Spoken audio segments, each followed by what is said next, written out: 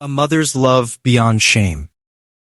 The news of Emily's pregnancy spread through the village faster than wildfire. "Well, would you look at that?" scoffed old Martha, squinting from her bench. No shame at all. Belly sticking out, and she's smiling like nothing happened. I'd be hiding my face if it were me. "These are the times we live in," added Catherine, adjusting her shawl.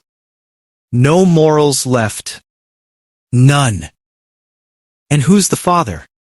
asked Nora, cracking sunflower seeds between her teeth. "Oh, we all know," Martha waved her hand. "Remember when those men from the city came to build the church? There was one dark-haired, handsome. She got involved with him. Turned out he was married. Left, and that was that. She should have checked his passport." Nora muttered. "Oh, will you hens ever stop clucking?" interrupted old Peter, passing by. "We're not hens, we're having a cultured discussion." Catherine snapped. "While you're discussing, your chicken's digging up the garden again," Peter shot back. Catherine jumped up with a curse and stormed home. Not everyone judged Emily. Some pitied her. Some quietly believed things would work out. "You're 30, sweetheart," her father said gently. "No husband now, and maybe never. Have the child. At least you won't be alone. We'll help you raise him," her mother added. "It's not wartime anymore." And so, little Daniel was born, marked by whispers, labeled before he could even speak. No father's name, just an empty line on the birth certificate, like a wound that never healed. But Emily carried her motherhood with quiet dignity, head held high. Daniel grew up distant, silent, reserved. When he was 11, his grandmother passed away. A year later, his grandfather followed her. The boy withdrew even deeper into himself. That grandfather, Andrew, had been everything to him: father, mentor, friend. At night, Emily would whisper her prayers. "Lord, give me his pain. Just spare my child." Daniel didn't resemble the man who abandoned them. But he inherited something else, his talent. He built toy houses for the neighborhood girls, repaired fences, helped his grandfather construct sheds and barns. "One day he'll be a great builder," Andrew used to say proudly. A gift from God. But in school, Daniel struggled. Barely passing except in drawing and sports. "I don't know what will become of him," his teacher complained. "He wrote jokes instead of an essay about his favorite book." "He'll serve in the army," Emily would reply calmly. "And we'll see from there." She never scolded him harshly, only repeated one thing: "Whatever happens, son, stay a good man." When Daniel left for the army, the whole village came to see him off. "Come back a hero," Peter shouted drunkenly. At the station, Emily clung to her son, tears streaming down her face. "Forgive me, my boy." "Take care, Mom," he whispered softly, hugging her tighter than ever before. "Write to me. About anything. Even gossip. Just write." And she did. Every day. About the cow. About the neighbors. About the silence in the house without him.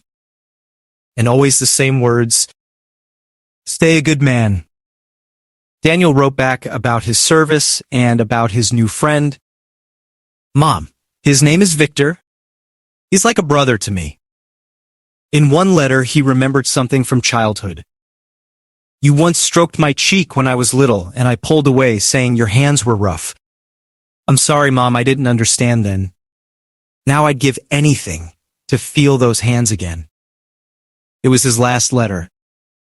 The news came like a storm. Sergeant Daniel Carter, severely wounded, strapped himself with grenades and charged into the enemy. Awarded the title of hero posthumously, Emily pressed her lips to the photograph printed in black and white. She didn't scream, didn't collapse. She accepted the grief the same way she had accepted everything in her life, with quiet endurance. But at night, she aged years in hours. One evening, there was a knock on the door. She looked out the window and her heart stopped. Daniel. My son. But it wasn't him. I'm Victor, his friend, the young soldier said, removing his cap. Emily's voice trembled as she welcomed him inside. They talked all night, cried, laughed, remembered. He loved you, Victor said. More than anything. Victor stayed a few days, fixed the roof, repaired the fence, and when he was about to leave, he hesitated. I don't have anyone, he admitted. I grew up in an orphanage. Emily looked at him for a long moment. Then stay, she said simply. I have no one either. The village whispered again. She replaced her son quickly. He'll rob her, you'll see. But Emily didn't listen. Victor stayed. Built a life. Brought home a kind, warm-hearted wife, Sophia. They had children. Girls. Emily loved them like her own blood. But at night, Victor would hear her crying softly. Years passed. Emily grew old. Weak. Helpless. Victor cared for her like a son, without hesitation, without disgust. When her final moment came, she raised her trembling hands as if reaching for someone unseen. Daniel? She whispered, and was gone. At the funeral, Sophia noticed something strange. Victor was smiling through his tears. Have you lost your mind? She whispered. Your mother just died. He shook his head softly. She's not alone anymore, he said. She found him, her son. They're together now. Because a mother's love doesn't fade with shame, doesn't break with loss, and doesn't end with death. It lives beyond everything.